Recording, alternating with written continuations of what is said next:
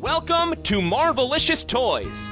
We bring you news and reviews of Marvel toys, statues, and more. Because not all Marvel collections can be bagged and boarded. They're not just toys, they're Marvelicious. Another booth we stopped by, I got a press release from them just a couple days before Toy Fair, and we definitely made an appointment to stop and talk to the guys at Factory Entertainment, because anyone who sends me an email that says they have Deadpool's Big Red Rocket is going to get some attention. Yeah, I have to say that probably for the rest of 2016, that is going to be the best marketing email ever. Now, who are these guys? I don't think I've ever heard of Factory Entertainment. Do you remember when we were at Comic-Con last year and I got blinded by a Groot and I'm like, what is this? I must see it. And it was this Groot statue. Dancing Groot. Oh, yeah. And we stopped, and I think you and I and Arnie did a little bit recording there because I was enthralled, and they had some other stuff. I don't remember exactly what else they had. But they did the only, that I know of, 1-to-1 scale Dancing Groot statue. And now they have a lot more. They're calling them motion statues because they all have this spring function, which in the case of Deadpool, it's Deadpool in like one of those little kiddie rides like you see outside of a Kmart or at the front of Toys R Us. Yeah, the little coin-op rides. Yeah. And that one, it makes sense to have the motion because it's got springs on the bottom, so it'll rock back and forth a little bit. And they're doing Captain America on his motorcycle. And I actually did, before Toy Fair, pick up that Groot. And we're going to have to break him out and do a full review on a future show to really evaluate the quality of these. But looking at them behind the glass at Toy Fair, that Deadpool and the Rocket's hysterical. It's awesome. He's got his little pinky out. He's got his hernia pillow. Oh, maybe that's just the cushion on the... I just love the way that good artists can take Deadpool, whose face is in a mask, and yet emote so much with the face. And I just get so much of a kind of gleeful, childlike, and yet somewhat sarcastic mood off of that face sculpt. You nailed it. It's totally what's going on there. You're right. The eyes are just so innocent and filled with joy. But you're right. You know it's just a smart ass under that mask. But also some cool little details on there, too. The thing's all scratched up, and you can see the silver paint under the red. But the line of machine gun bullets that just missed him that run along the back there, that's pretty awesome. They also had, in perhaps the most unique collectible we saw, walking sticks. These were awesome. These are like just like a cane, but with this ginormous, heavyweight, skull-bashing head.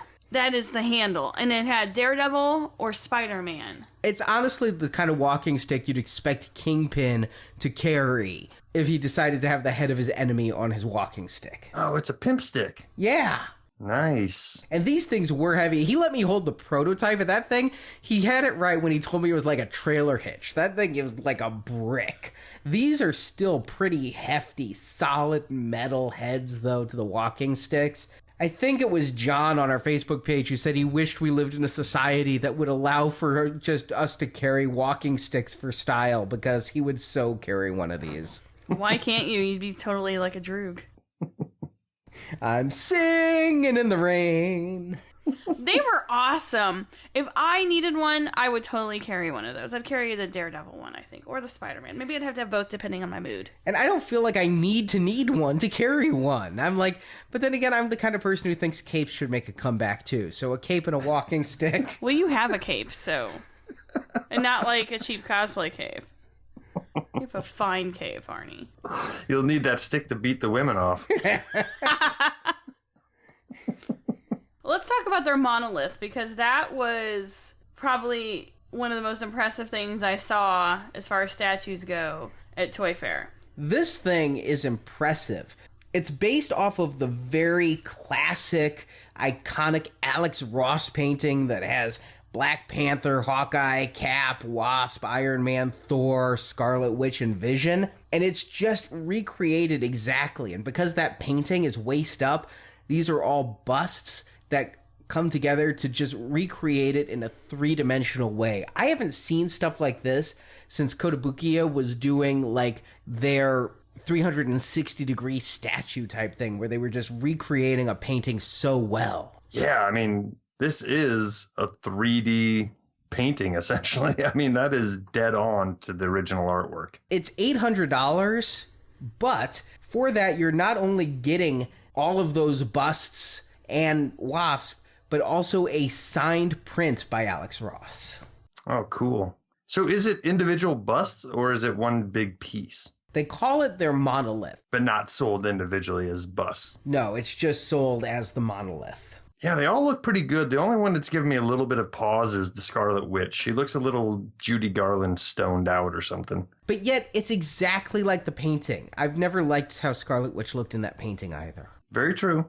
And so when I saw this statue, I thought the same thing, but then I looked up and I'm like, yeah, I've always had a thing with that Scarlet Witch in the painting as well. She just, the way her eyes are kind of closed and everything, but they recreated it perfectly. They really did. And I love that Wasp. That Wasp was just so much fun to get in there with the macro lens and photograph. Yeah, they said no one was able to take a good photograph of Wasp. We're like, hold on. Yeah, the guy looked at me and the face I got, I'm like, macro lens. And he's like, challenge accepted. We will show the world your paintbrush swatches. It actually looked pretty clean. No, it is pretty good. They didn't attempt to do a face or anything, so that's good. Yeah, I mean, those things are so tiny. And since I had the macro lens out, I also went after their line of metal miniatures, which are very small figures that come out that kind of remind me of gaming miniatures they're going to be doing. And those are pretty nice, around $50. I think they have a great look to them and a nice way to display a lot of characters in a small space. The only one that's kind of given me pause is Hawkeye, because it looks like somebody snapped his neck and he's in the process of falling to the ground dead. He's being overly dramatic. It's like he's trying to dodge an invisible something.